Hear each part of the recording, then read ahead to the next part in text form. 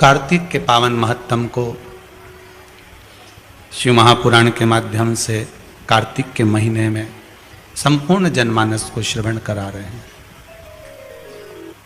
और मुक्ति की पावन कथा का रसास्वादन कर अपने जीवन को सार्थक कर रहे हैं। कार्तिक के महीने में सबसे बड़ा अगर व्रत का कोई नियम है तो केवल एक नियम सबसे बड़ा है, सुबह ब्रह्म मुहूर्त स्नान करना और दूसरा दीप लगाना, दिया प्रज्वलित करना, दीप। और कार्तिक महत्तम का जो विशेष वर्णन है, कार्तिक का महीना चल रहा है, अगर ज्यादा दुख है, तकलीफ है तो दुख दहन स्त्रोत का पाठ। कौन सा पाठ? दुख दहन स्त्रोत का पाठ। आप इन तीन वृक्ष में से आंवला हो, पीपल हो, चाहे बेलपत्र हो, इन तीन वृक्ष के नीचे कहीं पर भी बैठकर आप उस पाठ का स्मरण करो, घी का दीप लगाकर। बाबा चाहेगा मेरा विश्वनाथ तो आपके दुख को नष्ट करेगा और सुख का आनंद प्रदान करेगा। विष्णु पुराण किस किसने सुनी है? हाथ उठा। विष्णु पुराण का 5वां अंश कार्तिक खंड वर्णन करता है, या स्कंद पुराण का कार्तिक खंड को उठा लीजिए, वो वर्णन करता है 24 तरह के दिए होते हैं। कितने तरह के? 24 तरह के दीप होते हैं। उस दीप में सर्वाधिक श्रेष्ठ दीप होता है तुलसी दल का दीप, तुलसी की डंडी से जो प्रकट किया गया। बत्तियों का भी क्रम है, एक लंबी बत्ती होती है, एक गोल बत्ती होती है। होती कि नहीं होती? लंबी और गोल। एक सहस्त्र बत्ती होती है। करें दर्शन कभी? यहां पे माताएं बैठ बैठ के बनाती रहती है 100 बत्ती, 108 बत्ती, 108 बत्ती बनाकर भगवान के सामने। उसका क्या प्रमाण है? कौन से पुराण में लिखा है कि 108 और सहस्त्रावली बत्ती लगाई जाए? तो स्कंद पुराण में कार्तिक खंड के अंदर स्पष्ट किया गया सहस्त्रावली बत्ती, 108 लंबी बत्तियों का जो प्रमाण है, वो कहते हैं कि जिस व्यक्ति ने किसी तीर्थ को ना करा हो, पूरे तीर्थ नहीं गए हो, सारे तीर्थों का स्नान नहीं करा हो, किसी तीर्थ में दर्शन करने से वंचित रह गए हो, तो 108 बत्ती की एक बत्ती बनाकर किसी नारायण के मंदिर में, शिव मंदिर में, देवी के मंदिर नहीं, केवल देवता के मंदिर में अगर उसको घी में भिगोकर प्रज्वलित कर दिया जाता है तो सारे तीर्थों के दर्शन का फल उस जीव को प्राप्त हो जाता है। उसको सहस्त्रावली बत्ती। 108 बत्ती एक गोल होती है, एक लंबी होती है। गोल बत्ती और लंबी बत्ती में अंतर होता है, बहुत जमीन आसमान का अंतर है, बहुत ध्यान देना इस कथा पर। गोल बत्ती किस किस देवी देवता पे लगती है और लंबी बत्ती किस किस देवी देवता पे लगती है, तो स्कंद पुराण और विष्णु पुराण दोनों कहती है जो लंबी बत्ती होती है वो पितरों की जगह पर, पूर्वजों की जगह पर, पूर्वजों की जगह पर, बड़ के पेड़ के नीचे, पीपल के पेड़ के नीचे लंबी बत्ती का प्रमाण है। किसी देवी के स्थान पर, जो देवी की पूजन करते हैं, जगदम्बा की पूजन करते हो, पार्वती की करते हो, लक्ष्मी की करते हो, कुल देवी का स्मरण करते हो, लंबी बत्ती का प्रमाण। और जो गोल बत्ती होती है वो गोल बत्ती का प्रमाण किसी हनुमान मंदिर, राम मंदिर, शिव मंदिर, जितने देवताओं के मंदिर है वहां पर गोल बत्ती का प्रमाण। लंबी बत्ती देवी के स्थान पर इसलिए जलाई जाती है क्योंकि देवी वंश की और लक्ष्मी की वृद्धि करती है, तो लक्ष्मी और वंश बड़ा होना चाहिए, लंबा होना चाहिए। और देवता के सामने गोल बत्ती इसलिए लगाई जाती है कि हमारा मन, ये चित्त, ये वृत्ति आपके चरणों में टिकी रहे और एक दिन हम भी वैकुंठ का वास करें, इसलिए गोल बत्ती। कार्तिक महीना प्रारंभ हो रहा है। मेरे शंकर भगवान के दरवाजे पर जाकर, मेरे शिव भगवान के दरवाजे पर जाकर दीपदान जरूर करो, दीप जरूर लगाओ। और अगर मौका मिल जाए इस पूरे एक महीने में तो कुबेरेश्वर बाबा की धरा पर जाकर 5 दीप घी के अवश्य जलाओ। अगर मौका मिल जाए कार्तिक महीने में दीपदान करने का तो कुबेरेश्वर बाबा भंडारी अगर मौका लगा दे, अगर वहां से आप लोग क्रॉस हो रहे हो, निकल रहे हो, जा रहे हो, तो अपनी गाड़ी में 5 दीप बाबा के लेकर जरूर मैं दीप दान करूं कुबेर भंडारी के दरवाजे पर, तो मेरी जिंदगी का भी भंडार बढ़। शिव तत्व, शिव भक्त को शिव भक्ति के ये 5 क्रम बताए गए हैं। पहले नंबर पर बुरे लोग दूर हो जाएंगे, बेकार लोग आपसे दूर हो जाएंगे। दूसरे नंबर पर धन बढ़ने लगेगा, संपदा। जब जरूरत पड़ी, तुम्हारे ऊपर कष्ट आया, पैसे की जरूरत पड़ी, तब बाबा आकर दे जाए, व्यवस्था कर दे। तीसरे नंबर पर सपने में शिव दिखने लगे। और चौथे नंबर पर बिना कारण लोग नफरत करेंगे, ईर्ष्या करेंगे, और बिना कारण लोग बोलो प्रेम करेंगे, प्यार करेंगे, स्नेह करेंगे। और पांचवें नंबर पर है कार्य पूर्ण होना प्रारंभ हो। घर में दीपक रोज लगाते हो रोज? मंदिर में दिया जलाते हो, पीतल का, तांबे का, चांदी का, स्टील का, जो दिया तुम्हारे घर में होगा रोज लगाते हो। बत्ती रोज जलाते हो, 5 दिया होंगे तो कभी बदल बदल के मांझ कर, खासा कर धोकर उस दिए को लगाते हो। पर कभी विष्णु पुराण को पढ़िए, विष्णु पुराण में दीप की महिमा आई है। और विष्णु पुराण में जब दीप की महिमा को हम पढ़ते हैं तो उस दीप महिमा में वर्णन आता है कि दीप देव में इतना बल हो जाता है, रोज दीप लगता है भगवान के सामने, रोज उतारा जाता है, रोज बार बार उतरता है, उस दीप में इतना बल आ जाता है कि यदि कोई बीमार व्यक्ति है और उसका रोग समाप्त नहीं हो रहा, तो वो जो दीप है जब वो ठंडा हो गया, उसी दीप को पानी के अंदर डाल दिया जाता है और उसी पानी से उस व्यक्ति को स्नान कराना प्रारंभ कर दिया जाता है, तो उसका रोग समाप्त हो जाता है। इतना बल दीप में हो जाता है। तुम पूजन की सामग्री को, पूजन के जिस आसन पर हम बैठ कर जप करते हैं, बोलो आसन सिद्ध होता है कि नहीं होता? जम के तो बोलो। जिस माला पे हम जप करते हैं, वो माला सिद्ध होती कि नहीं होती है? माला सिद्ध हो जाती है, आसन सिद्ध हो जाता है, वस्त्र सिद्ध हो जाता है। कितना कितना भाव का। शास्त्रों का अध्ययन करने वाला व्यक्ति इस सब चीजों पर स्मरण करता है कि दीप, हम कहते हैं तुम्हारे घर में ज्यादा दीपक बढ़ाने की जरूरत नहीं है। जो तुम्हारे यहाँ 4-5 दीपक हैं, उसी से आरती पूजन सब करा करो, उन दियों से, क्योंकि उन दीप में बल आते चले जाओ, वो दीपक में शक्ति आती चली। नजदीक है भगवान, कितना बल आता है जरा विचार करिएगा। एक पानी से तुमने कपड़े धोए, वो पानी तुमने बाथरूम में फेंका कि नहीं फेंका? जम के बोलो। एक पानी से तुमने बर्तन धोए, पानी फेंका कि नहीं फेंका? बोलो जम के। फेंक दिया। पानी वही था जो तुम्हारे नीचे हापसी का, हेडपंप का, ट्यूबवेल का, तुम्हारे नल का पानी वही था। वही पानी से कपड़े धोए, वही पानी से बर्तन धोया, और वही पानी तुमने शंकर जी को स्नान कराया। वही पानी तुम्हारे घर में जो भगवान थे उनको थाली में रखकर नहलाया। अब बताओ, जिस पानी से तुमने स्नान कराया वो पानी को तुम बाथरूम में फेंकोगे, नाली में फेंकोगे, गटर में फेंकोगे? नहीं, उस पानी को ले जाकर तुम कहीं पेड़ के नीचे, क्यारे में, तुलसा में, जहां अच्छी जगह होगी वहां डालोगे। क्यों? क्योंकि वो पानी भगवान का स्पर्श कर लिया, इसलिए पूजनीय हो गया। जो दिया भगवान के मंदिर में रोज जाता हो, जो लोटा भगवान के मंदिर में रोज जाता हो, वो अपने आप में सिद्ध होते चले जाता है, उसकी सिद्धि बढ़ती चली जाती है। उसकी सिद्ध प्रयास करना।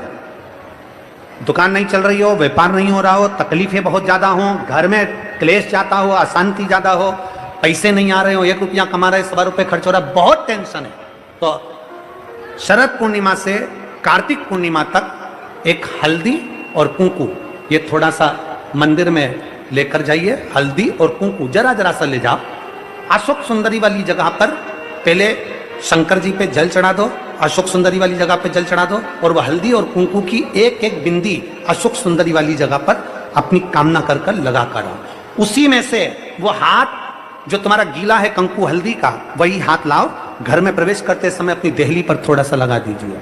शरद पूर्णिमा से कार्तिक पूर्णिमा तक कर कर देखो, उसके बाद में फिर बताना कि मेरा देवाधिदेव महाराज हारे हारे और अपने जीते जीत। अपन क्यों हारे? डॉक्टर ने कहा कि घुटने बदलना पड़ेंगे, उनसे कहो डॉक्टर साहब दवाई दीजिए, गोली दीजिए, जांच करिए। अब मैंने आपको दिखा लिया, अब एक बार मेरे महादेव को और दिखा। रोज अपने घर से 1 लोटा जल भरो, शिव जी के मंदिर जाओ, शंकर जी को जल चढ़ाकर, बेलपत्र लेकर, घुटना, कमर, पीठ कहीं पर भी तकलीफ है तो नंदी के ठीक पीछे, राइट में नंदी के ठीक पीछे बैठो और भगवान शंकर का नाम लेकर कुंदकेश्वर का बेलपत्र खाना प्रारंभ करो। 1.5 महीने के बाद फिर डॉक्टर के पास जाओ, एक बार मेरे घुटने की जांच करिए, डॉक्टर कह देगा अब आपको ऑपरेशन की जरूरत नहीं, घुटने में काम करना पड़ेगा। इसको कोई सियोर वाला महाराज ने नहीं जिताया, इस बीमारी को किसी ने नहीं भगाया, इस बीमारी को आपने भगाया अपने विश्वास के बल पर, अपने भरोसे के बल, अपनी दृढ़ता के बल। लाल चंदन का जो जल होता है, ये व्यक्ति के जीवन में जो धन कहीं रुक गया, अटक गया, नहीं दे रहा, बेलपत्री के वृक्ष के नीचे, जड़ के नीचे सींचन करने से वो प्राप्त होता है। अथर्ववेद में छंदो ज्ञान उपनिषद में वर्णन किया गया कि पीपल के वृक्ष की जो जड़ होती है, बेलपत्री के वृक्ष की जो जड़ होती है और आंवले के वृक्ष की जो जड़ होती है, इसके नीचे स्वर्ग का निवास होता है। किसका निवास है? स्वर्ग का निवास है।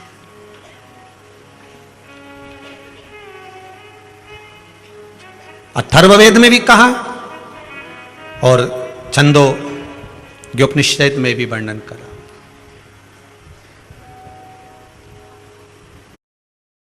एक पीपल, एक बेलपत्र, एक आंवला, इनके जो जड़ है उस जड़ के नीचे स्वर्ग का निवास। ये जहां लगे,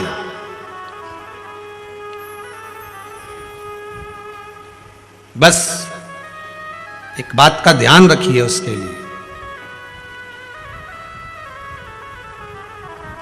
कि जहां पर ये वृक्ष होता है और उस वृक्ष के नीचे बैठकर हम जब किस जल का सींचन कर रहे हैं, जैसे अभी आपको कहा था कि जल में अगर लाल चंदन मिला हो और आप बेलपत्री के जड़ में सींचन कर रहे हैं तो लक्ष्मी की आवक बढ़ेगी।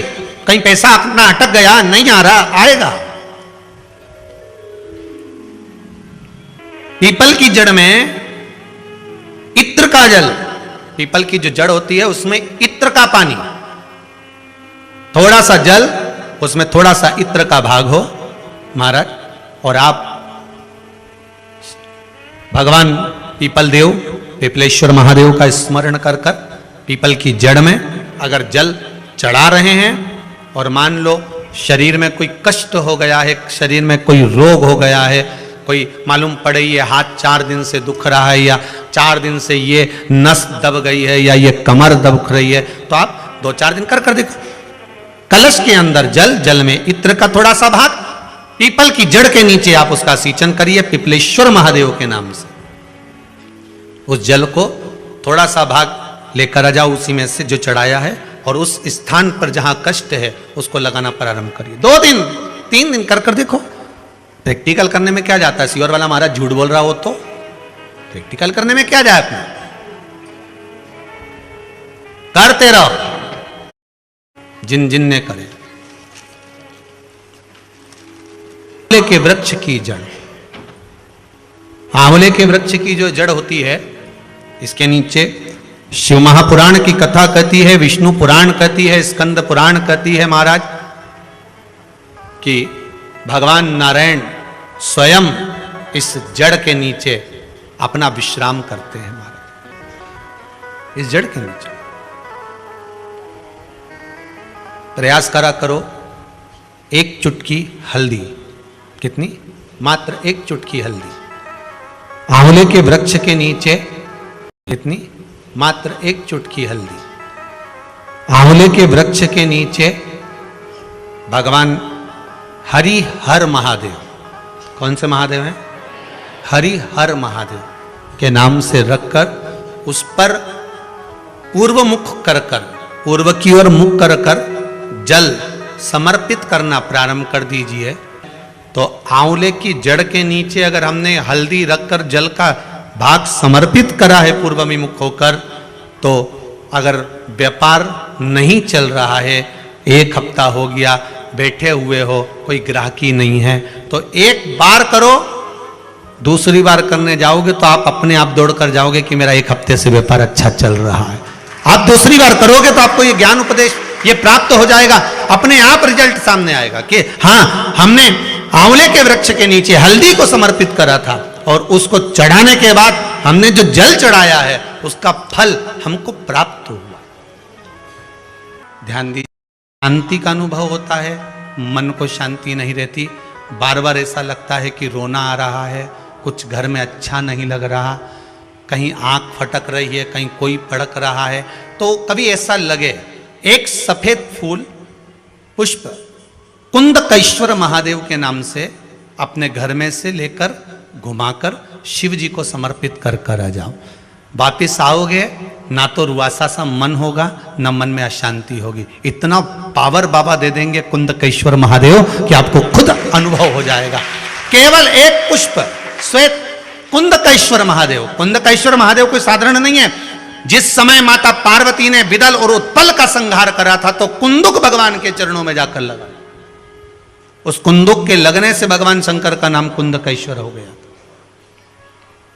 भगवान शिव ओघड़दानी, त्रिकालदर्शी, कैलाशी, अविनाशी। विचार करा, बूढ़ा बूढ़ी ने विचार करा, हम करें तो करें क्या। विचार करते करते आंखों में जल भर गया। बेटियों का भरण पोषण कैसे करा जाएगा, बेटियों के लिए क्या करा जाएगा। दोनों पति पत्नी चले, रोते रोते नेत्रों में जल भरते हुए। पति ने कहा चिंता मत करा, 5वां हिस्सा लेकर जा रहे थे और सारे वृक्षों के नीचे हिस्सा देते हुए चले जा रहे थे। दामोदर मास था, कार्तिक का महीना था। आज पत्नी के मुख से निकल गया, थोड़ा सा घी आया हुआ है, एक काम करते हैं 5 जगह इस घी का हिस्सा करना है, तो भगवान के मंदिर में दीप लगा देते हैं। पति ने कहा घी तो आया है पर कपास नहीं है। पत्नी ने अपने तन की साड़ी को फाड़ लिया। ब्राह्मणी ने तन की साड़ी को फाड़ कर बाती बनाकर एक शंकर जी के मंदिर में लगा दिया। दूसरी बाती उसने भगवान पीपल देव के नीचे लगा दिया और तीसरी बाती उसने आंवले के वृक्ष के नीचे लगा दिया और चौथी बाती उसने बेलपत्र के वृक्ष के नीचे लगा दिया। 4 बाती शिव महापुराण का स्कंद पुराण कहती है, ब्रह्मवैवर्त पुराण कहती है, हमारा शास्त्र कहता है, कुर्म पुराण कहती है, विष्णु पुराण कहती है कि पीपल का वृक्ष, बेलपत्री का वृक्ष और आंवले का वृक्ष, शास्त्र कहता है कार्तिक के महीने में इन 3 वृक्ष की जड़ में स्वर्ग स्वयं आकर निवास करता है। स्वर्ग स्वयं आकर निवास करता है। इन 3 वृक्ष की जड़ में स्वर्ग स्वयं आकर विराजमान करता है। और चौथे नंबर पर कहा गया कि जहां तुलसी का पौधा होता है, कार्तिक के महीने में तुलसी के पौधे की जड़ में गोलोक धाम आकर निवास करता है। स्वयं भगवान कृष्ण का धाम आकर निवास करता है। पति पत्नी विचार करते हुए साड़ी को फाड़ते, बत्ती बनाते, घी में डुबोते, दीप लगाते, चलते जाए। जैसे ही शंकर के मंदिर में दीप लगाया, चिंता भगवान शंकर को हो गई। शिव जी ने इशारा करा पीपल देव को, जिसमें 52,000 ब्राह्मणों का वास होता है।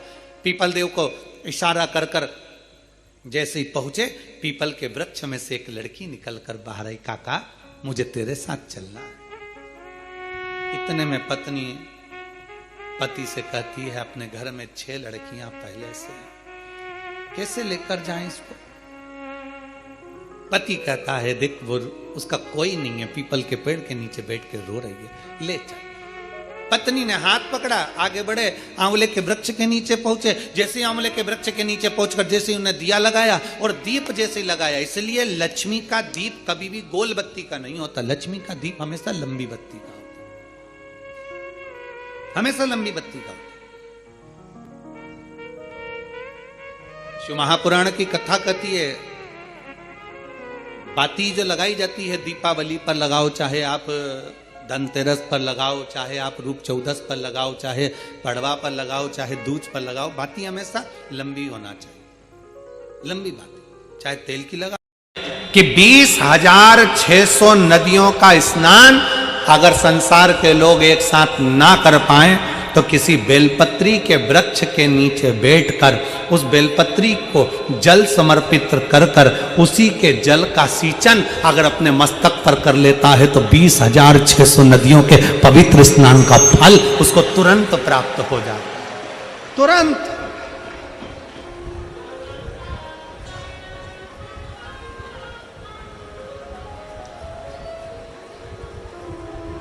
अब कोई हमसे पूछे कि तुमने 20,600 नदियों का स्नान करा है, तो हम कह देंगे हाँ हमने करा है। और आप में भी कई जीजियां बैठी हैं, कई जीजा बैठे हैं, जो बेलपत्री के पेड़ के नीचे जल चढ़ाने गए होंगे? बोलो बोलो, कौन कौन गया है जरा? गए हो ना? तो अब तुमसे कोई कहे ना कि तुमने 20,600 नदियां हैं भारत की भूमि पर, 20,600 पवित्र नदियां हैं भारत की भूमि पर, तुमने उसमें स्नान करा? तो बिल्कुल छाती ठोक कर कहना, हाँ हमने 20,600 नदियों का स्नान करा है। कब करा? तो कहना बेलपत्री के वृक्ष के नीचे जल चढ़ाया, उसी जल को अपने ऊपर छीट लिया, मतलब 20,600 नदियों का स्नान हमारा उसी पल उसी घड़ हो गया, उसी घड़ी हो गया। बेलपत्री के वृक्ष के नीचे एक लोटा जल समर्पित कर कर उस जल का मात्र सिंचन कर लेने पर, उस जल का मात्र छींटा लेने पर 20,600 पवित्र नदियों के जल का फल मिल जाता है। शिव महापुराण की कथा कहती है, शंकर भगवान पर चढ़ाए गए जल का जरा सा भाग जब हम आचमन करते हैं या अपने शरीर पर छींटते हैं या अपने घर पर दुकान पर छींटते हैं, तो 20,600 तो पवित्र नदी और उतने ही सरोवर, उतनी ही बावड़ी, उतने ही कुंड, जितने नदियां हैं उतने ही कुंड हैं। 20,600 कुंड, 20,600 बावड़ी, 20,600 तालाब, 20,600 पोखर, ऐसे ना जाने कितने पवित्र पवित्र कुंड, ना जाने कितने कितनी बावड़ियां, ना जाने कितने कितने सरोवर, ना जाने कितने कितनी नदियां।